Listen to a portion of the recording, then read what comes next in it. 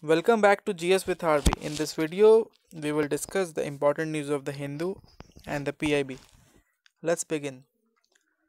The very first news is related to Chabahar Port. Before starting the topic, I would like to show you Chabahar Port on the world map. Chabahar Port is in Iran, which is developed by India, and Chabahar Port is in Iran, which will connect to India.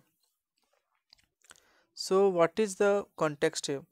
The Chabahar port is the very first phase of the Chabahar port was inaugurated on Sunday, that is on 3rd of December, by the Iranian President Hassan Rouhani. The key facts of the Chabahar port is that this port is the port has been jointly developed by India, Iran, and Afghanistan. India, Iran, and Afghanistan are committed to developing the port to handle a cargo of 80 million tons. Presently, the capacity is just 2.5 million tons. So, they are targeting to increase the cargo capacity from 2.5 million tons to 80 million tons. And one important aspect here is that the why the Chabahar port is developed actually. Actually, the first building block or the first thing for the very first time this concept was conceptualized during Atal Bihari Vajpayee government in 2002, and since from then this project has completed now in 2017. The India, Iran, and Afghanistan have shake their hands, and this will benefit India in sending the export or exporting their goods to Afghanistan or to Iran very easily without any interference, because at present what was the system that if India had to send any goods or India had to export anything to Afghanistan, then the it has to cross Pakistan, which was a basically obstacle, or we can say that Pakistan never give the India very easily clearances. So now this Chabahar port will make the life easy for the exporters of India, and it will also help Indians or India in getting connected to the Afghanistan. The very interesting point here to note is that the China is developing Gwadar port. Gwadar port is in China. Gwadar port is in Pakistan, and the distance between Gwadar port and Chabahar port is only 72 kilometers. So it is a very strategic and very important port developed by India in Iran. And if we talk about the strategic significance of the Chabahar port, the strategic significance is that it acts as a viable gateway to Afghanistan and Central Asia first. Second one is the routes beyond the existence one, which provide a major impetus to Afghanistan's economic reconstruction efforts. Now India can easily access Afghanistan via Chabahar port, and it will connect using the Garland route. Garland route is a route which connects the important cities in Afghanistan. And third strategic significance is that many in India view this as one of the projects to counter China's BRI, which is Board and Road Initiative. And the other thing is that this Chabahar port is easily accessed from western coast of India, and it is considered as gateway to the golden opportunities for trade with Central Asia. Under the agreement signed between India and Iran in May last year, India is equipped and operate two berths in the Chabahar port phase 1 on a 10-year lease. On the lease of 10 years. Now let's move to the next news, that is related to Metro Rail Construction Operation and Maintenance Bill. The Union Housing and Urban Development Ministry has sent a draft Metro Rail Construction Operation and Maintenance Bill 2017 to the Law Ministry. What is the significance and what are the provisions are in this bill?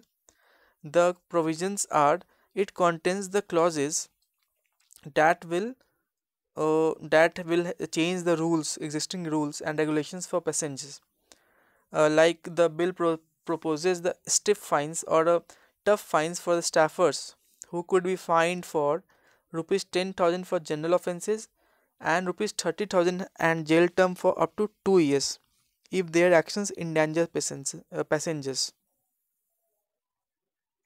The very new point is that the bill also empowered uh, the government officials to fine the staffers, which will whose action endangers passengers.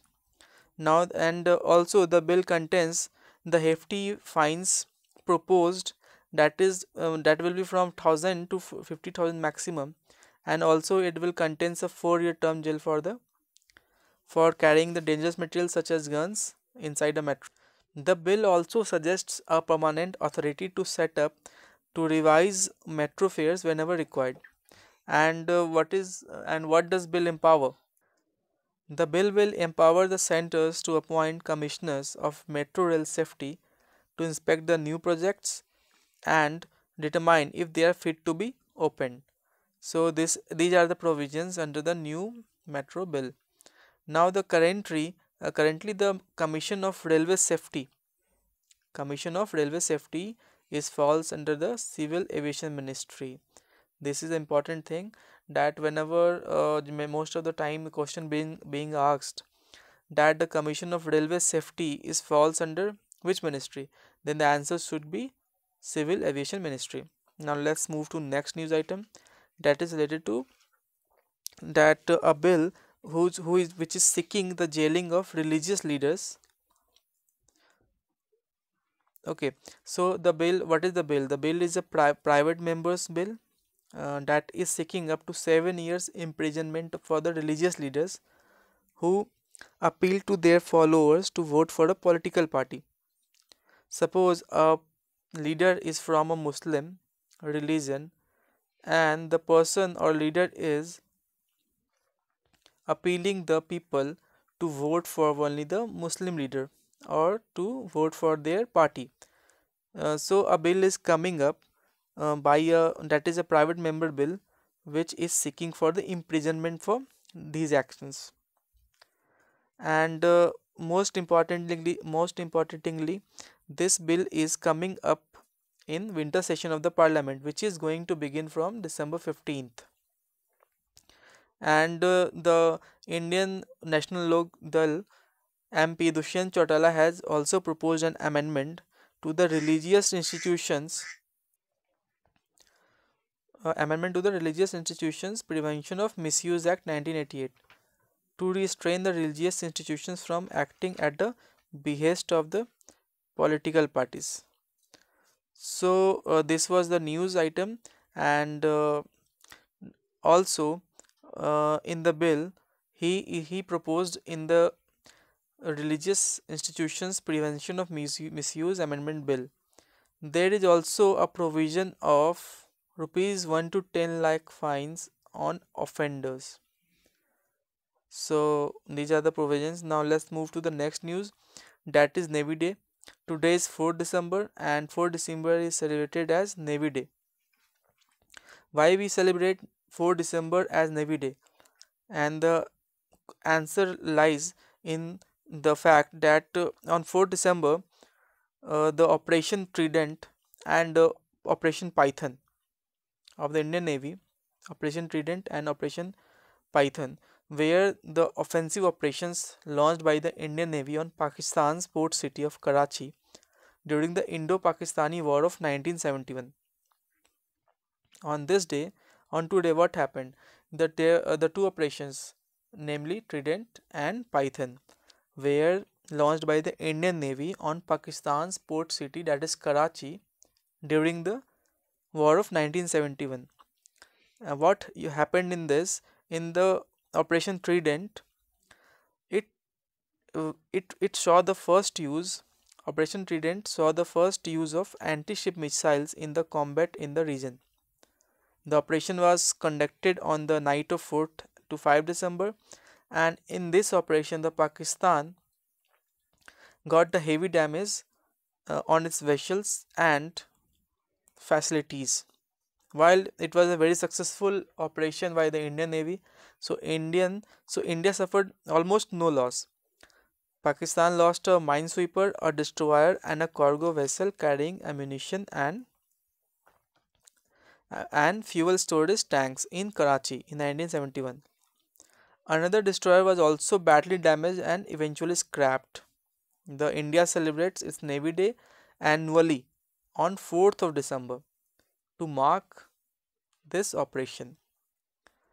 So we should not forget that in 1971, because of the successful operations by Indian Navy like Operation Trident and Operation Python, the Indian Navy destroyed the naval ships of Pakistan, and or there was a successful attack on the Karachi port, and in this India was victorious. So this was a very successful operation, and that's why we celebrate every year December 4 as National Navy Day.